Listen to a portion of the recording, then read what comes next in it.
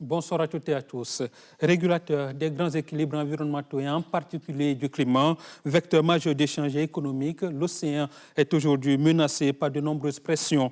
Les effets du changement climatique, les pollutions dues surtout au plastique et la surexploitation des ressources marines, autant de pressions qui, si rien n'est fait, risquent d'influer significativement sur le développement durable. Le 8 juin de chaque année, le monde entier célèbre les océans. Quelle importance revêt donc cette célébration pour notre pays, le Togo, que comprendre par le terme retenu cette année, à savoir revitalisation, action collective pour l'océan, des interrogations dont les éléments de réponse vont nous être ici proposés par les acteurs du secteur ici sur ce plateau. Vous êtes au cœur de la nation. Bienvenue à tous. Juste à côté de moi, à ma droite, nous avons Mme Mary Yao. Elle est la directrice de l'environnement. Madame, bonsoir. Bonsoir, Monsieur Pierre. Et bienvenue dans cette émission. Merci. Juste en face de Mme Mary, nous avons professeur Onguin Soudé Segnabito. Il est enseignant-chercheur à l'Université de Lomé. Il est zoologiste. Bonsoir, professeur.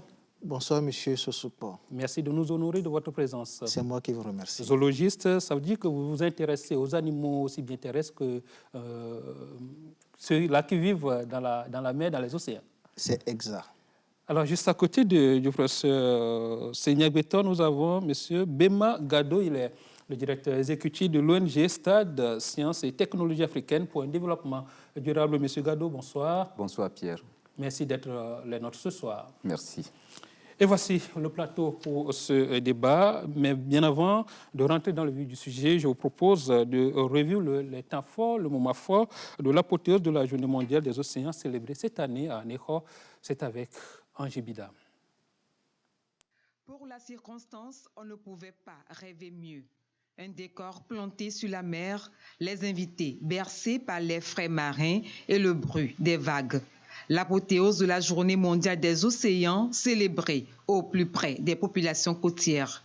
À leur côté, autorités politiques, locales et diverses organisations. Tous réunis pour la cause de l'océan. Cette source qui nourrit plus d'1 milliard de personnes dans le monde. Cela fait 40 ans que j'exerce cette activité. Je vends le poisson frais, fumé et séché. Mon père est pêcheur, donc je suis né et j'ai grandi dans ce domaine. Le poisson est rare maintenant et il se vend cher. On gère au mieux, mais ce n'est plus rentable. La rareté des poissons, l'une des conséquences de la dégradation des océans. Un phénomène causé par les tonnes de déchets déversés chaque année dans la mer. Une situation qui appelle à un changement de comportement. Chaque mercredi, pas d'activité de pêche. Nous nettoyons la plage et les abords de la mer. Nous le faisons pour que les déchets ne polluent pas l'eau et tuent les poissons. Les poissons doivent se multiplier pour nos activités. Le Togo met les bouchées doubles pour mieux gérer son espace maritime et développer l'économie bleue. Plusieurs textes ont été ratifiés en faveur de la protection de l'océan. Plusieurs actions d'envergure en matière de gouvernance maritime ont été entreprises. Entre autres, l'élaboration de la stratégie nationale pour la mer et le littoral, qui repose sur les actions en faveur de l'amélioration de la conservation et de l'utilisation durable des océans et de leurs ressources, la protection durable de l'environnement marin et côtier, ainsi que la promotion de la recherche et la sensibilisation en matière de connaissance du domaine maritime.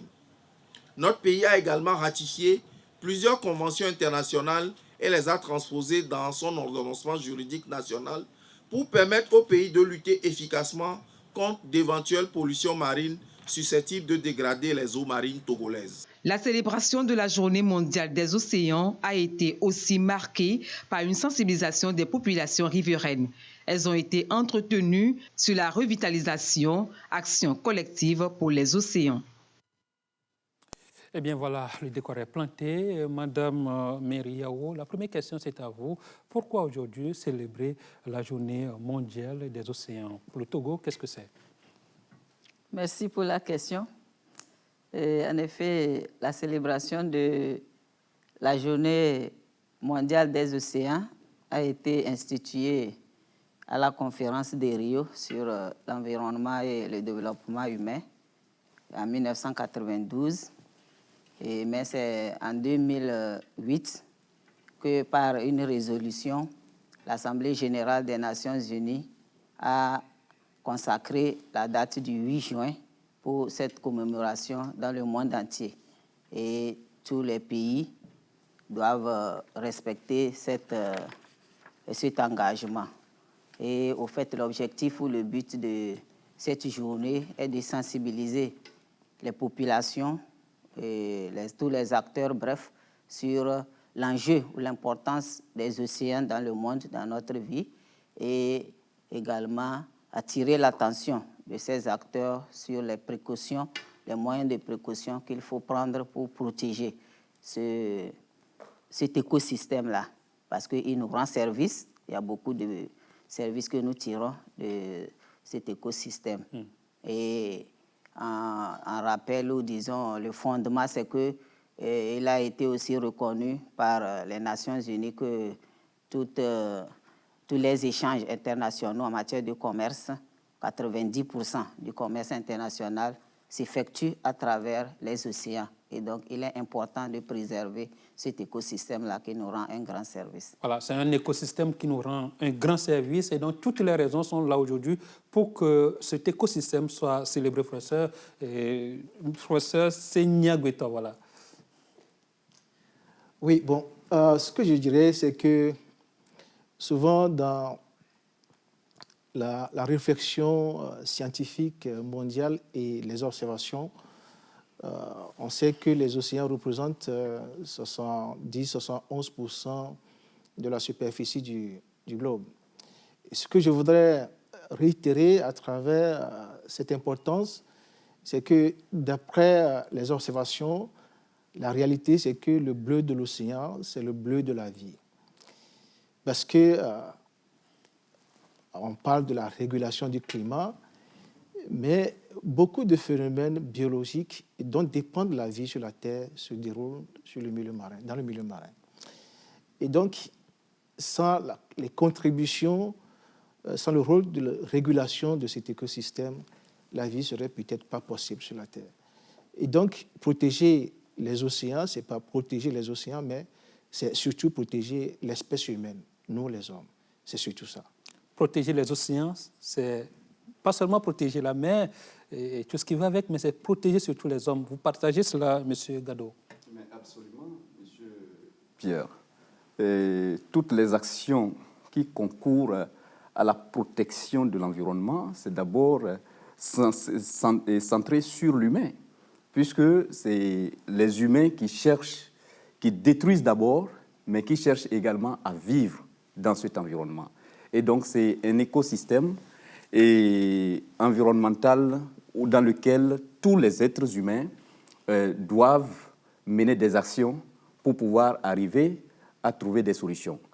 Maintenant, quand on parle véritablement de la journée des océans de 8 juin, qui a été instituée par les Nations Unies, il y a 3 axes majeurs qui ont été ciblés, c'est-à-dire informer, mobiliser et agir pour l'océan. Et les 3 axes majeurs ont été déclinés en 5 objectifs prioritaires pour le réseau mondial océan. Donc le réseau mondial océan, c'est un réseau qui a effectivement, à partir de l'initiative en 1992 d'instituer la Journée mondiale des océans, c'est un réseau qui a été mis en place et qui a impulsé cette initiative jusqu'à l'Assemblée générale des Nations Unies, comme on l'a dit. Et les 5 objectifs qui ont été ciblés, le premier, c'est d'informer le grand public sur l'importance des océans et les menaces qui pèsent sur l'océan à travers les actions humaines.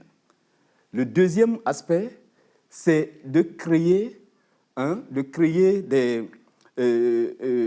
axe, c'est-à-dire les citoyens autour du monde et dans le monde entier, à l'échelle mondiale, pour permettre d'engager des actions afin de résoudre les problèmes qui sont causés par l'action humaine.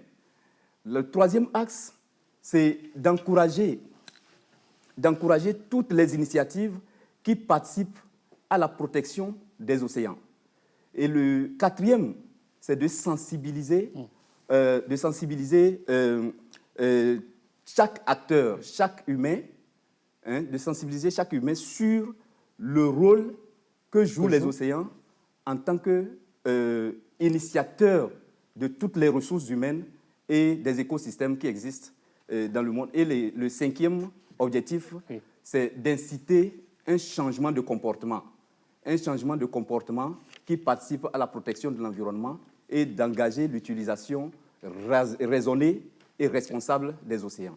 D'accord. L'un n'est pas peut-être au bilan par rapport à ces journées qu'on a célébrées depuis jusqu'à ce jour, mais avant de revenir à vous par rapport aux actions que vous, en tant que société civile, vous avez eu à mener sur le terrain, je retourne la question à Madame Mary, à savoir le thème retenu pour cette année, c'est bien revitalisation, action collective pour l'océan. Qu'est-ce que l'on doit attendre par là?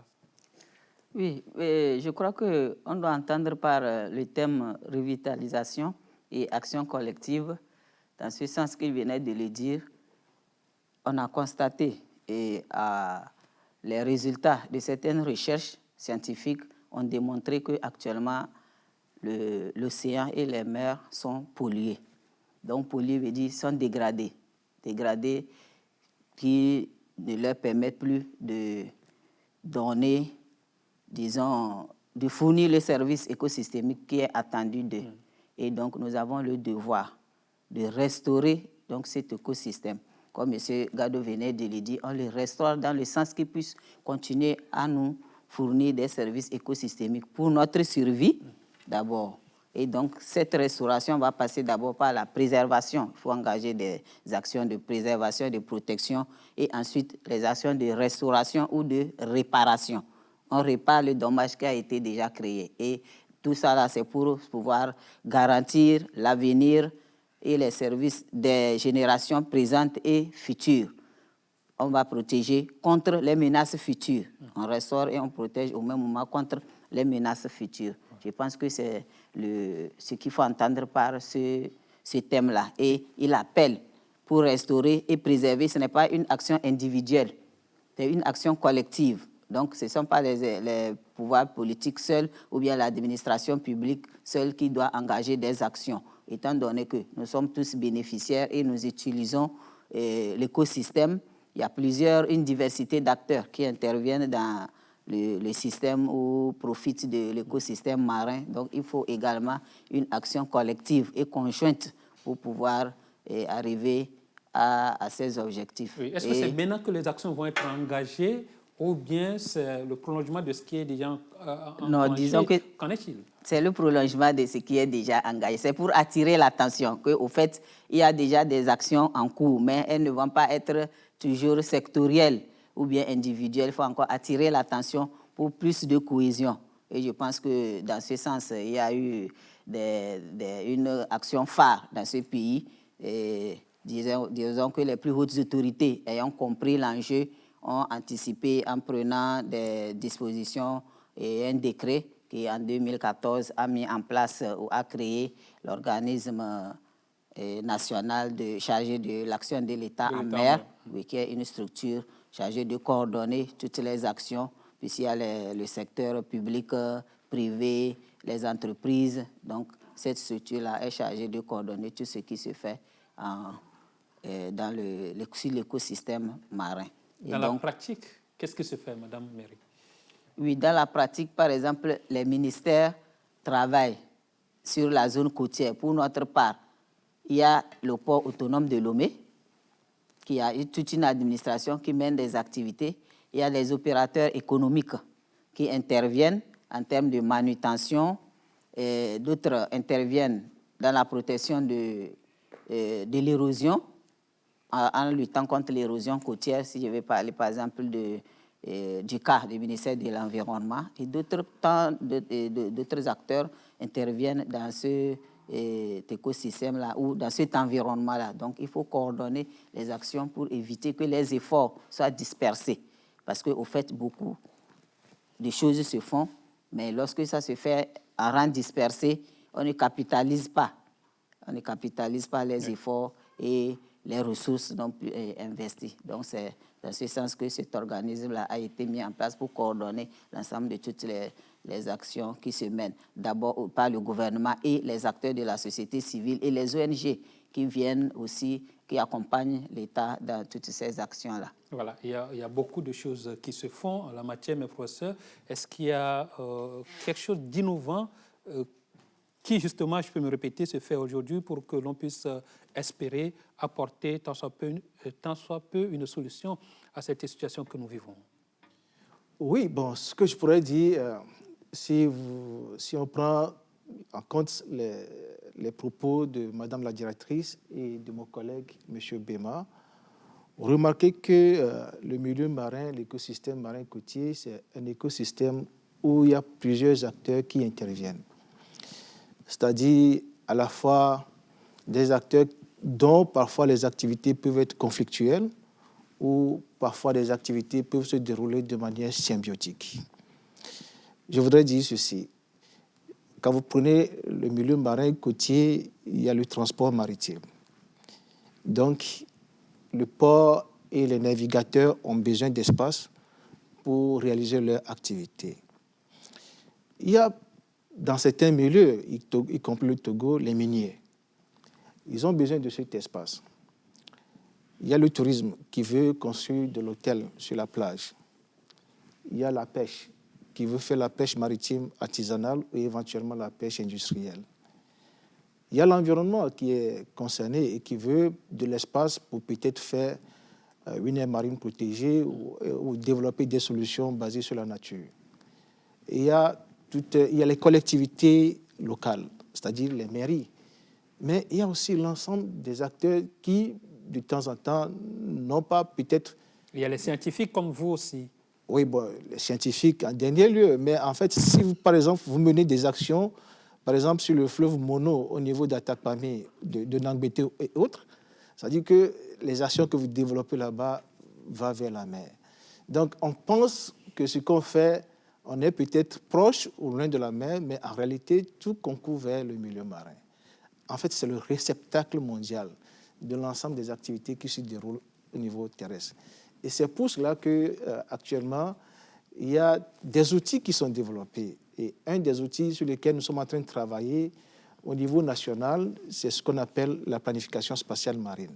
Ça, c'est un nouvel outil qui potentiellement va être mis en place au Togo avec le concours des autorités.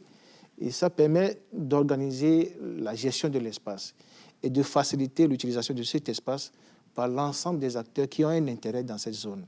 Et permettre à chaque acteur ou chaque utilisateur de disposer à la fois du temps et des ressources et de l'espace pour que ces activités ne portent pas nuisance aux activités de l'autre secteur.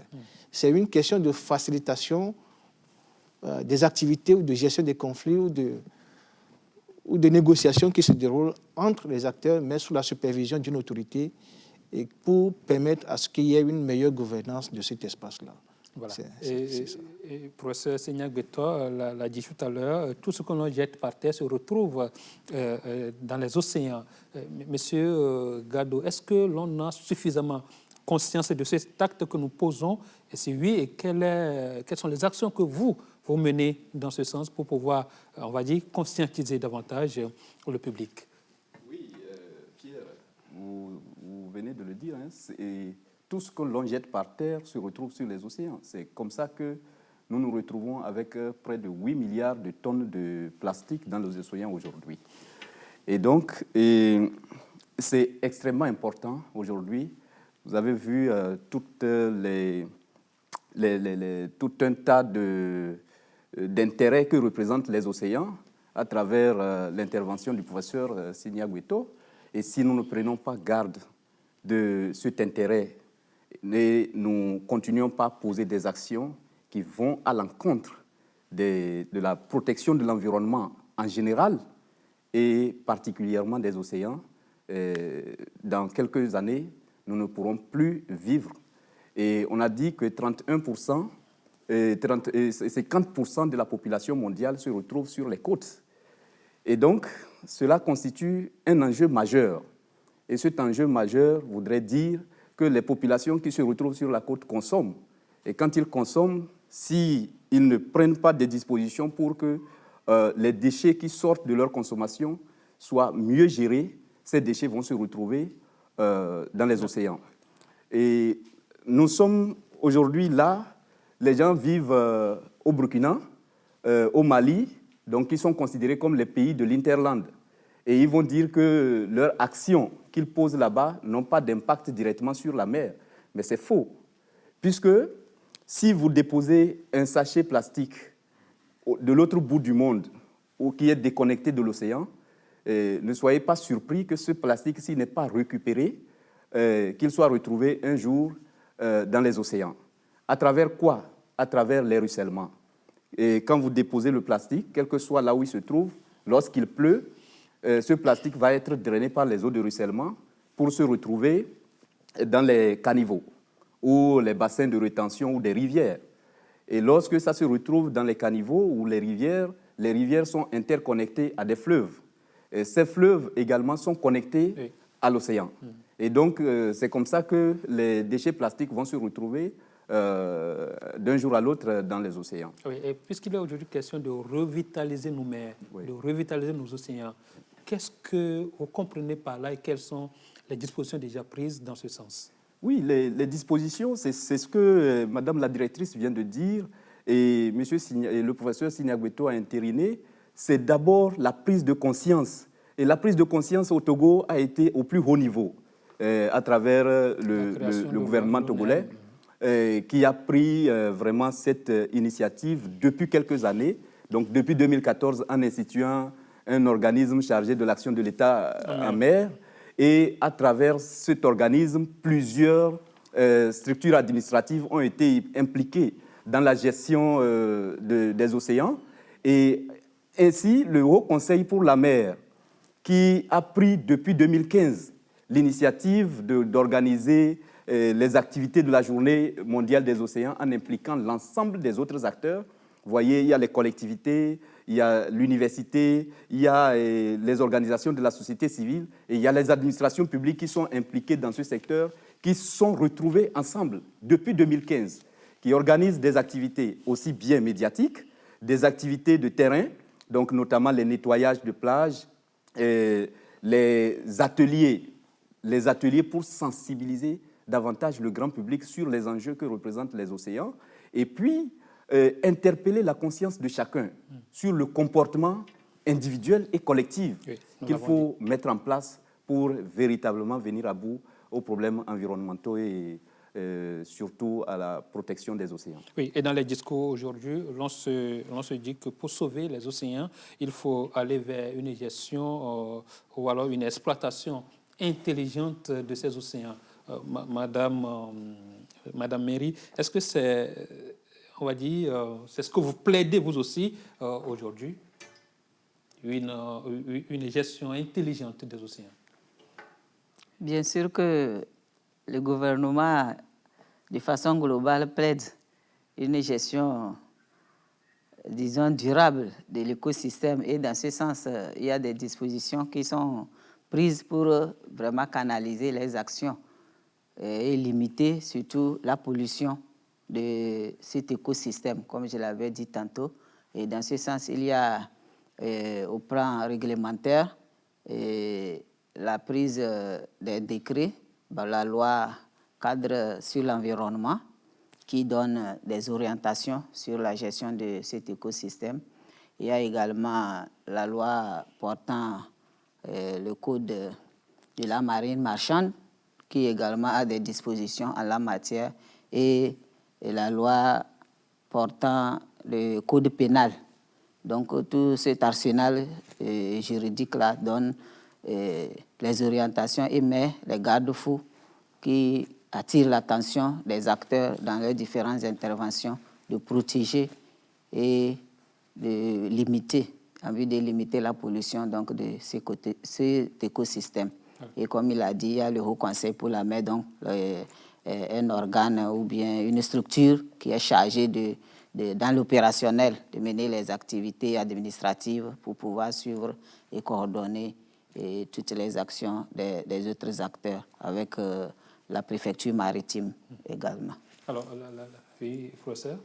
Oui, bon, je voudrais juste ajouter qu'il y a la loi sur le littoral qui a été faite tout récemment et qui est aussi un cadre juridique qui permet aussi la protection du milieu marin. Oui, parlant justement de l'exploitation intelligente des océans, oui. Est-ce que c'est une approche que vous, en tant que scientifique, que vous privilégiez également ou qu'en est-il exactement à votre niveau? En fait, il y a, ce que je pourrais dire, c'est qu'il y a une initiative globale et c'est une réflexion qui est en cours, portée par la commission océanographique de la commission océanographique intergouvernementale de l'UNESCO, qui a été dictée en 2017 par l'Assemblée générale des Nations unies le 5 décembre, et qui a conduit à l'élaboration d'un outil mondial qu'on appelle aujourd'hui la décennie des sciences océaniques pour le développement durable, 2021-2030. Et donc, dans ce document global, il y a des outils qui sont prévus pour être élaborés. Et l'essentiel, c'est de mettre en place des connaissances innovatrices pour permettre surtout de réduire les pollutions sur le milieu marin. Parce qu'on se rend compte aujourd'hui que nous sommes arrivés à ce qu'on appelle le point critique de la fonctionnalité écologique du milieu marin. Et si on continue par dépasser ce point critique, ça dit que quoi? La capacité de l'océan à assurer la régulation du climat ne pourra pas être atteinte. De plus, quand on parle du climat, c'est-à-dire la fourniture d'oxygène, en fait, quand nous sommes sur la Terre, nous sommes dans une atmosphère où la vie est possible. Et si nous ne sommes pas dans cette atmosphère où la vie est possible, ça veut dire que nous sommes en train d'affecter notre capacité de survie. Et donc, l'essentiel, c'est de permettre à ce que dans chaque pays et dans chaque localité, dans chaque secteur, on puisse travailler de manière à développer des outils. Bon, il y a des outils qui sont développés d'un pays à l'autre. Et nous sommes aujourd'hui interconnectés sur l'ensemble des initiatives mondiales pour permettre de voir qu'est-ce qui est possible et qu'est-ce qui a été réussi dans tel pays. C'est vrai que tout récemment, il y a eu une évaluation qui a été réalisée par le Haut Conseil pour la mer en ce qui concerne les déchets liquides. Il y a des réflexions aujourd'hui avec le district du Grand Lomé, je crois, pour voir dans quelle mesure on peut développer tout un projet pour permettre de limiter les déchets plastiques, comme mon collègue le dit. Et donc, ce sont des solutions innovantes pour réduire surtout l'impact des pollutions, quelle que soit l'origine des pollutions. Parce qu'en dehors des pollutions solides, qui sont les plastiques, il y a des pollutions liquides aussi, qui ont des impacts sérieux sur les écosystèmes marins côtiers. Et donc, c'est tout cet arsenal, tous ces dispositifs qui sont en train d'être développés, c'est pas seulement au Togo, mais sur l'ensemble de la planète pour permettre à l'océan de retrouver sa capacité. Et puis, derrière ça, c'est de permettre à ce qu'on puisse aller vers la capacité de l'océan à fournir ce que Madame avait dit au début, c'est-à-dire les services écosystémiques. Voilà. Et pour que l'on puisse tirer pleinement profit de l'océan et de la mer, il faut amener l'homme à comprendre ses atouts. Et justement, dans le cadre de cette célébration, des activités de sensibilisation ont été prévues. Nous allons suivre cet élément organisé par l'organisation nationale chargée, l'organisme national chargé de l'État en mer, qui a invité les acteurs du littoral, les acteurs de la mer à des actions collectives et innovantes pour assurer justement la protection de la mer. Suivons. Des déchets, des détritus et bien d'autres rejets polluants sur la plage et même dans la mer. Des actes dont les conséquences sont de grande portée. Elles sont ressenties dans la santé publique et sur les écosystèmes. Pour limiter le danger sur la côte togolaise, le Haut Conseil pour la mer veut passer par un éveil de conscience. Les acteurs du domaine maritime sont entretenus sur le sujet. Ils devront travailler en symbiose en vue de la protection de la mer et de l'océan. Cela exige des approches responsables et durables. Nous devons prendre soin de la mer parce que cette mer est une mer nourricière. On peut même dire aujourd'hui que cette mer est en danger. Il faut une action collective. Nous puissions mener des activités, des actions pour lutter contre la pollution dans le sens du développement de la mer. Ne pas jeter des ordures, ne pas poser des actions pour polluer notre environnement marin. Nous sommes là pour revitaliser cette action. L'océan demeure une source de matières premières, d'énergie et d'alimentation. Il reste un espace d'échanges commerciaux et représente une part importante des revenus de l'État. Pour booster le secteur maritime au Togo, l'organisme national chargé de l'action de l'État en mer est mis sur pied dans le but de préserver les intérêts maritimes. Alors, professeur Seigneur Beta, on parle de la mer, on parle de l'océan.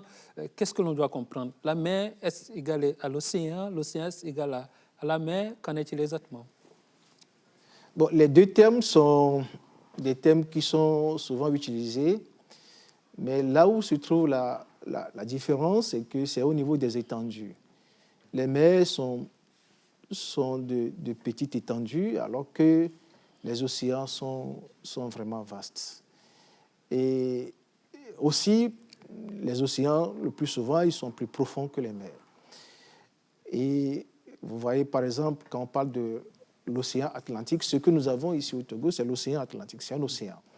Par contre, il y a la mer Méditerranée, par exemple, qui est comprise entre l'Afrique du Nord et l'Europe, ou la mer Rouge, que vous pouvez voir entre l'Afrique et l'Asie.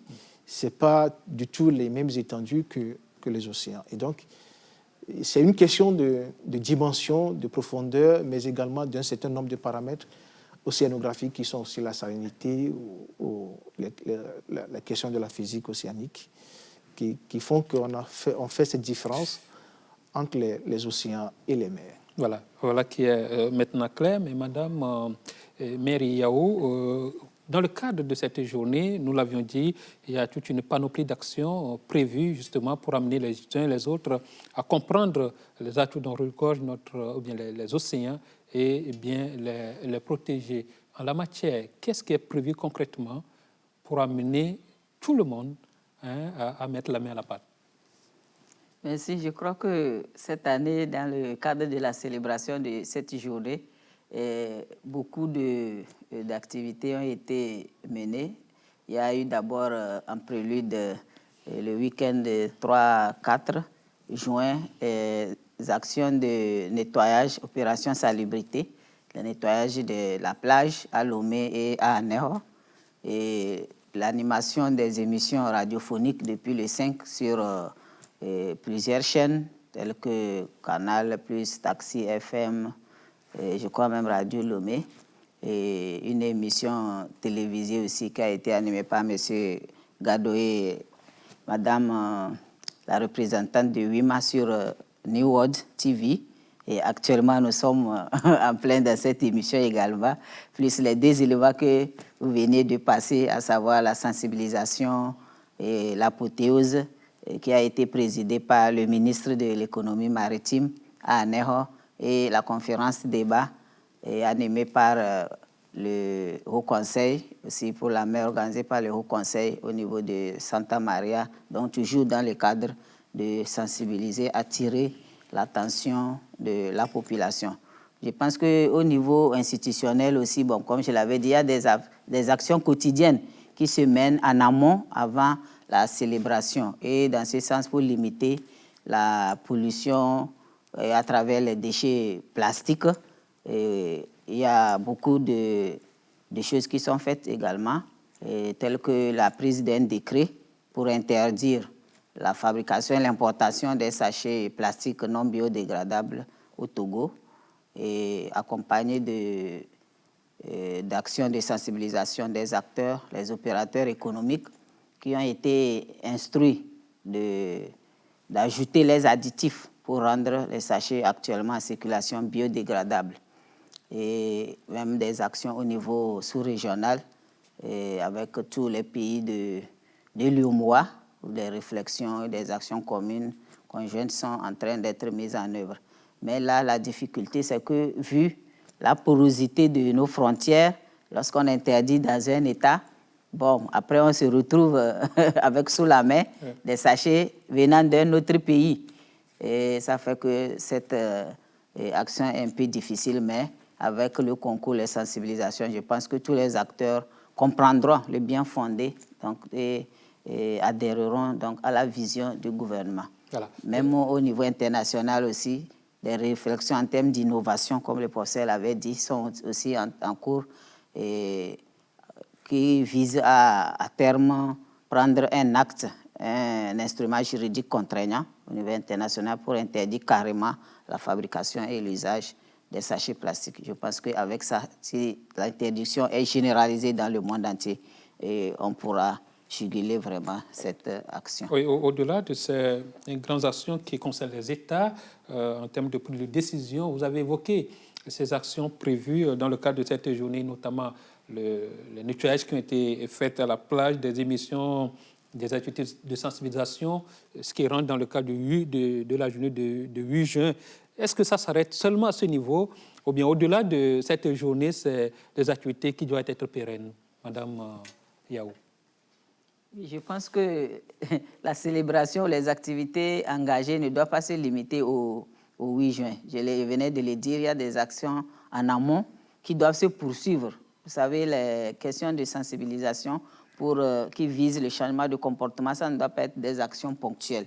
Lorsque c'est ponctuel, les gens ils vous écoutent le lendemain, ils reviennent aux anciennes habitudes. Donc, ça doit être des actions quotidiennes. Oui, mais c'est l'impression que l'on a aujourd'hui. On a comme l'impression qu'on définit les activités juste dans le cadre de la journée et que ça s'arrête là. Moi, je voulais comprendre, pour cette journée particulièrement, est-ce que c'est autre chose?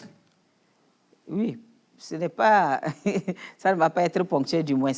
Et je pense qu'après cette session, cette semaine, nous allons poursuivre. Et puis, les mêmes questions qui sont discutées au niveau de la journée des océans se poursuivent dans le cadre de la journée mondiale de l'environnement aussi, puisque les défis là sont communs. Ouais. Et les Nations Unies ont pratiquement retenu tout le mois de juin pour le mois de sensibilisation intense sur tous les défis et les enjeux environnementaux. Donc, le 5, c'était la journée mondiale de l'environnement. Le 8, c'est la journée mondiale des océans. Le 16 sera celle de la désertification. Ensuite, suivra biodiversité, ainsi de suite. Donc, je pense que ça va être des actions en continu.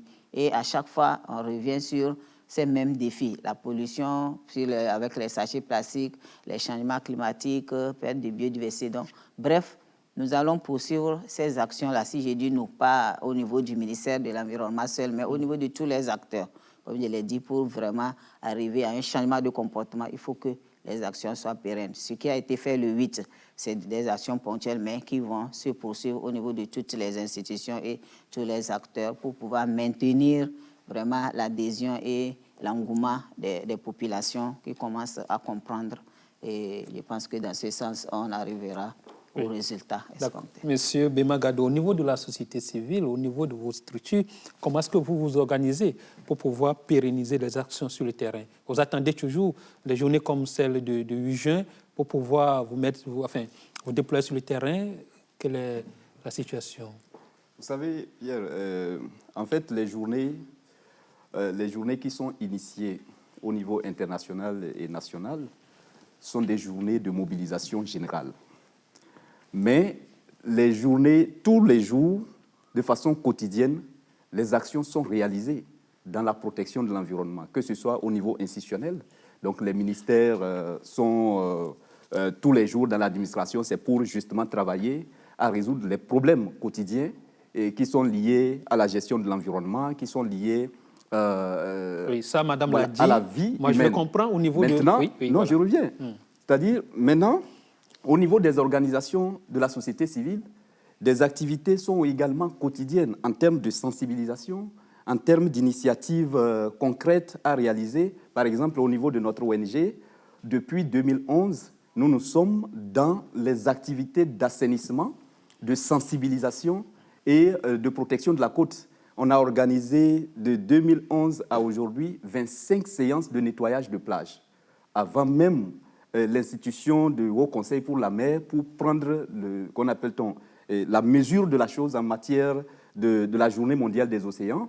et de fédérer tous les acteurs qui sont dans cette thématique pour la gestion des mers et des océans. Et donc, nous avons mis en place des poubelles, que ce soit sur le long de la plage, que ce soit dans certaines communes. On sensibilise les ménages sur la gestion des déchets et on a même mis une entité qui valorise, qui transforme les déchets plastiques.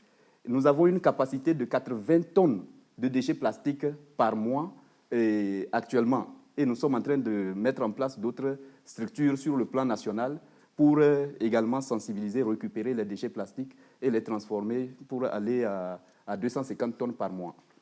Donc c'est pour dire que de façon quotidienne, les organisations de la société civile sont à l'œuvre en matière de protection de l'environnement, qui participent à la protection des océans. Et les administrations publiques sont également à l'œuvre. Les scientifiques sont au niveau universitaire et ils travaillent quotidiennement pour sortir des innovations scientifiques pour pouvoir également venir à bout de ces problèmes. Oui, on comprend, vous faites beaucoup de choses au quotidien, mais qu'est-ce qui explique que si nous prenons par exemple la plage de Lomé, il y a toujours de ces détritus, de ces déchets qui inondent toujours la plage, qui inondent toujours la mer, et ça veut dire que vos messages, vos actions ne portent pas leurs fruits? Qu'est-ce que c'est? Vous savez, ces problèmes qui sont posés ont pris des générations pour être posés là. Et donc, pour changer ce statut, cet état de choses, il faut encore faire un travail de longue haleine. Donc, il faut continuer par sensibiliser, mais il faut intégrer aussi des modules de sensibilisation et de formation dans les écoles. Parce qu'aujourd'hui, les générations que nous avons, les adultes que nous avons, n'ont pas suffisamment de conscience en matière environnementale. Et donc, pour effectivement changer les paradigmes, changer les choses, il faut intégrer des curricula de formation au niveau des plus jeunes. Depuis le cours primaire, intégrer les aspects environnementaux, les notions environnementales pour permettre aux enfants d'acquérir des consciences claires et grandir avec des comportements qui permettent de se débarrasser de tous les actes que nous constatons, que ce soit sur le long des côtes, que ce soit à l'intérieur du pays. Tout ce que nous vivons comme dommage à l'environnement, c'est la mauvaise conscience des humains. Oui, professeur Seignac-Beto, donc la problématique convoque la notion de l'éducation de la mer, bien l'éducation à la mer à la base. C'est cela?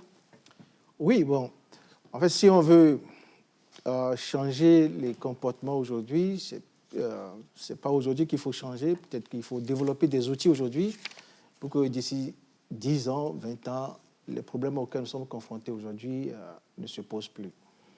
Et c'est en cela que, bon, comme M. Bema le dit, il serait très intéressant qu'on intègre dans les curricula de formation, même, je dirais, à l'école primaire, la question de l'environnement, de la protection de l'environnement, et que ces questions soient transmises dans les manuels scolaires, au primaire, au collège, au lycée et même à l'université.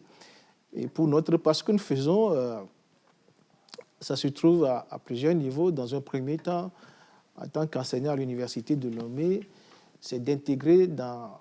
Bon, moi, je suis chargé du master. Moi, je fais un master écologie et gestion des ressources fauniques. Donc, il y a chaque promotion 3 ou 4 étudiants qui travaillent sur les questions de l'environnement marin côtier. Mais nous travaillons aussi avec le Haut Conseil pour la mer pour mettre en place un centre de recherche sur les sciences marines au Togo. Ça va être quelque chose d'innovation pour permettre aux scientifiques togolais de mener des réflexions sur la dynamique côtière et des paramètres océanographiques qui se manifestent sur la côte togolaise.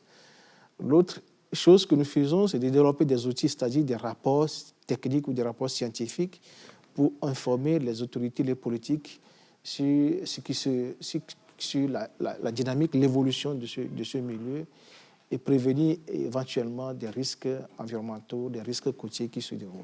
Voilà. C'est ça le travail que nous sommes en train de faire.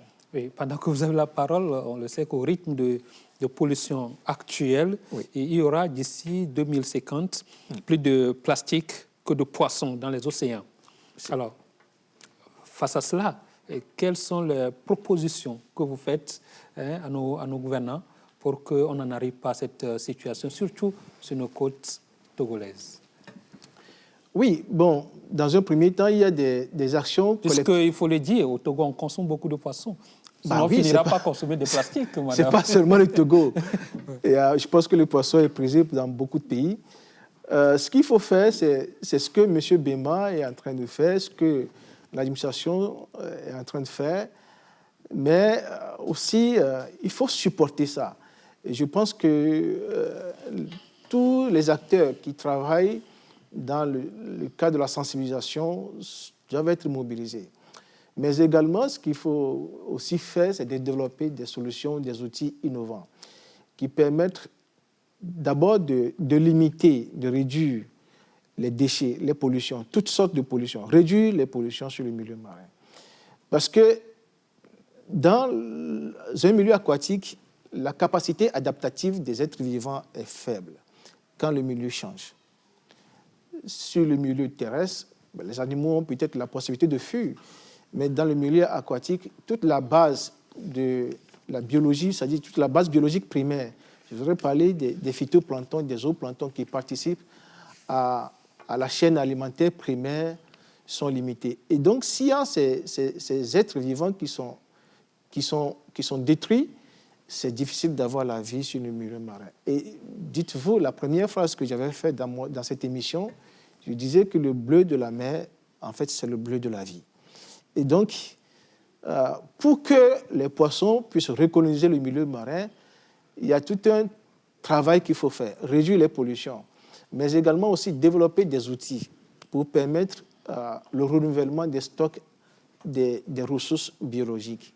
Souvent, on parle de renouvellement des stocks halieutiques, c'est-à-dire les poissons, mais la réalité aussi, c'est qu'il faut que la base de la vie qui permet aux poissons d'être disponibles soit aussi restaurée. Et donc, je dirais qu'il y a beaucoup de choses qui sont faites et beaucoup de pays ont compris, ils ont mis, par exemple, ce qu'on appelle les aires marines protégées, ce que le Togo n'en a pas. C'est un débat. Je pense que le ministère de l'Environnement a organisé plusieurs activités au cours de ces derniers mois sur le sujet. Je ne sais pas où ils sont avec le sujet, la question de la création d'aires marines protégées. Mais bon, c'est un sujet aussi sur lequel moi aussi je travaille avec le ministère. Et je pense que toutes ces réflexions doivent aboutir à des solutions concrètes pour permettre d'organiser des espaces pour que la vie puisse se renouveler. Et si nous n'arrivons pas à renouveler la vie dans le milieu océanique, ça veut dire que c'est notre propre vie qui est en danger. C'est ça. Comme pour dire le bleu de la mer, c'est le bleu de la vie. Monsieur Gado, est-ce qu'il y a beaucoup de Gado sur le terrain aujourd'hui? Nous sommes en train de nous battre pour créer beaucoup de Gado. Évidemment, puisque aujourd'hui, notre initiative que nous avons mise en place mobilise plus de 10 000 personnes aujourd'hui sur l'ensemble du territoire national et près de 60 emplois directs et 5 000 emplois indirects et qui touchent plus de 50 000 personnes chaque année.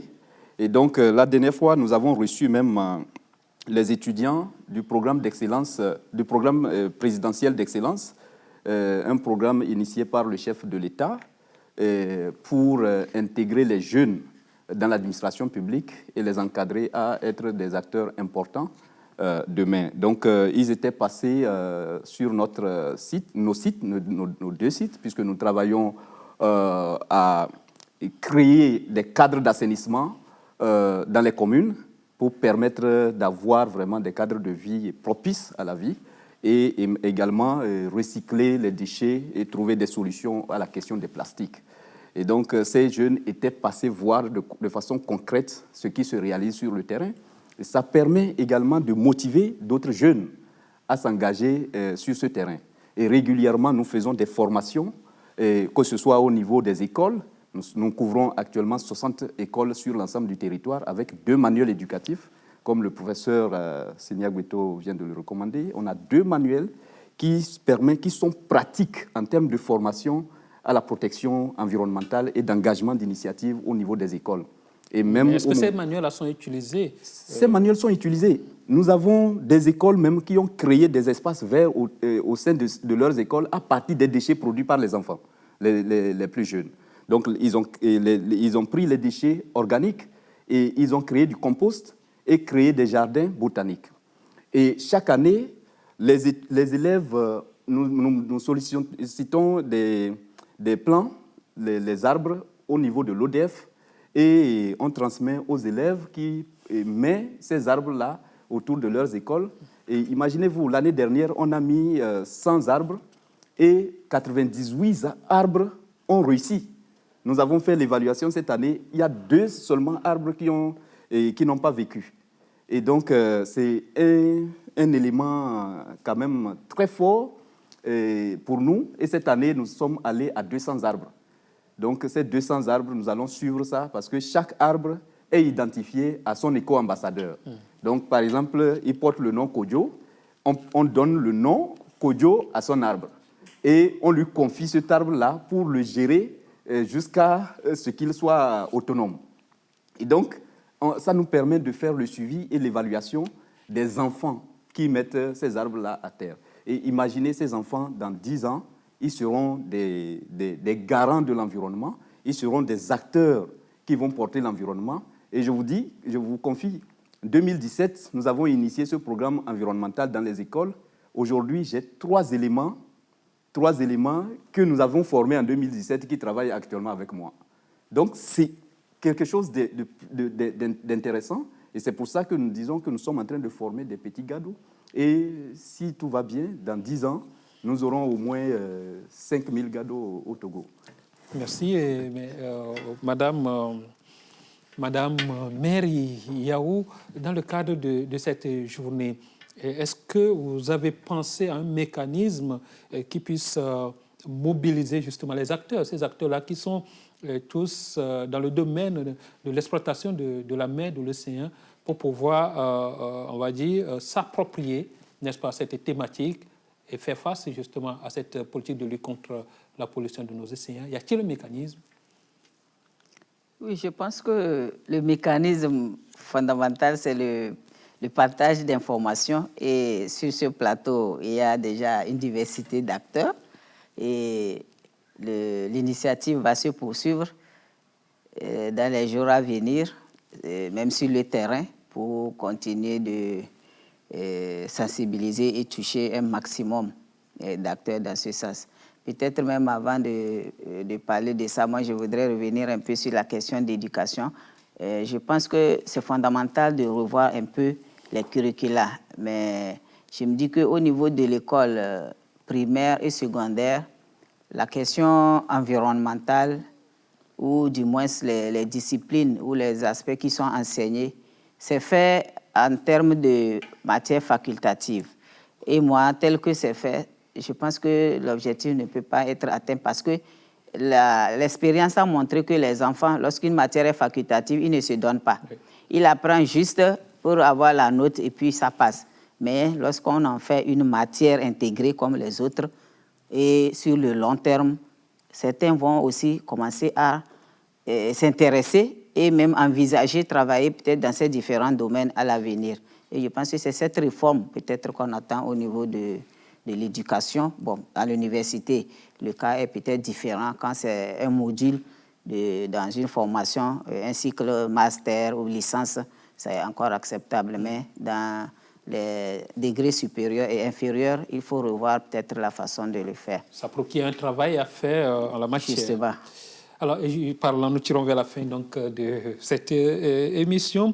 Mais avant, cette année, on reconnaît que ça marque le début de la décennie des Nations Unies pour les sciences océaniques au service du développement durable de 2021-2030, et au cours de laquelle va se dérouler une conférence prévue cette année du 27 juin au 1er juillet 2022 à Lisbonne. Le Togo est attendu à cette conférence. Justement, madame, vous irez à cette conférence? Oui, merci. Oui, je crois que toujours dans la suite des activités de protection de l'océan, des océans et du milieu marin, il y a une conférence mondiale qui aura lieu à Lisbonne du 31 juin au 1er justement juillet. Et le Togo est invité à cette conférence et sera représenté. Pour moi, personnellement, je n'irai pas, mais il y aura une délégation qui représentera le pays pour suivre les discussions et tirer aussi, partager l'expérience qui se fait au niveau national et surtout aussi tirer les leçons de ce qui se fait ailleurs et en termes de bonnes pratiques qu'on pourra aussi mettre en œuvre au niveau national pour aider à limiter toujours la pollution de cet écosystème-là. Le Togo ira avec, on va dire, des plaidoyers particuliers sur certains sujets clés. En un mot, les attentes à cette conférence. Oui, bon, les attentes, comme je l'ai dit, c'est toujours aller porter haut nos difficultés. Donc, le partage d'expérience sera fait en termes de bonnes pratiques et de leçons apprises. Nous avons, dans la conduite de nos activités, aussi des bonnes choses que nous pourrons partager avec les autres et tirer aussi les leçons de ce que les autres aussi en font. Et les attentes, c'est ça, c'est discuter au niveau international, avoir les opportunités surtout de financement, parce que pour mener les actions, on a besoin des ressources dans ce domaine, échanger avec les partenaires qui interviennent dans ce domaine et voir comment, pourquoi pas même rechercher des bourses, échanger avec des institutions de recherche en la matière et pouvoir mettre en relation nos institutions à ces institutions-là pour bénéficier des formations et de l'expertise des autres en la matière et pour les actions concrètes, ce qu'il faut accompagner sur le terrain. Professeur Signac Beton. Non, c'est toujours intéressant de participer à ces genres de rendez-vous parce qu'il y a toujours quelque chose à apprendre. On ne finit jamais d'apprendre. C'est pour cela que, en fait, c'est bien de participer, mais bon, avec le Haut Conseil pour la mer, on travaille pour la mise en place du centre de recherche. Parce qu'en fait, ces genres d'institutions de recherche permettent de capitaliser l'ensemble des initiatives qui sont faites au niveau national et de le rendre beaucoup plus visible au niveau international. C'est surtout le rôle de ces institutions. Parce qu'il y a l'université, mais en fait, l'université a son travail. Mais quand on a des institutions de recherche beaucoup plus spécialisées et qui accompagnent une politique, c'est-à-dire la politique de l'ONAM, ça pourrait permettre au Togo de rendre plus visible l'ensemble des initiatives qui se font au niveau national en ce qui concerne l'environnement marin côtier. En tout cas, mon souhait, c'est que, oui, il va y avoir une délégation nationale cette année, mais pour les prochaines échéances, que nous ayons plus de visibilité à travers des outils beaucoup plus spécifiques qu'on aura à présenter. Pendant que vous avez la parole, votre mot de la fin, autrement, quel est ce message que vous souhaiteriez laisser entendre en guide de sensibilisation vis-à-vis de nos concitoyens? Bon, le terme même le dit, revitalisation, c'est-à-dire mobiliser l'ensemble des acteurs. Et quand on veut parler de la mer, ce n'est pas une question d'une seule personne ou d'une seule institution, c'est un travail de tout le monde. Et chacun doit prendre conscience que cet écosystème est très important, à la fois au niveau individuel, mais au niveau collectif, pour permettre à ce que la vie soit possible encore sur la Terre. C'est tout. Voilà, M. Bema, en guise de mot de fin, vous allez vous prononcer sur cette assertion. Si l'océan meurt, nous mourrons tous. Qu'est-ce que cela vous dit? Mais absolument. Et merci. Si l'océan meurt, nous mourrons tous. Et ça veut dire qu'il n'y aura plus de vie sur la Terre si l'océan n'existe plus, parce que l'océan, la vie a commencé dans l'océan, et si l'océan n'est plus, l'océan part avec la vie. Alors, je voudrais renchérir en remerciant l'implication de l'État dans des actions, c'est-à-dire l'engagement de l'État, pas même l'implication, puisque c'est nous, les acteurs de la société civile, qui s'impliquent parce que c'est la responsabilité de l'État. Mais son engagement en matière de la protection de l'environnement, de façon globale au Togo, et particulièrement son intérêt pour les océans. Parce que vous savez, la sécurité, la conférence sur la sécurité maritime s'était tenue au Togo, Et c'était à l'initiative du chef de l'État qui avait porté effectivement cette initiative et qui a fédéré les autres. Et à partir de ce moment, il y a eu un déclic vraiment pour la mer. Et vous avez vu notre programme de développement national, le PND 2018-2022, qui a porté sur le premier axe, c'est la création d'un hub logistique, d'accord, de premier ordre.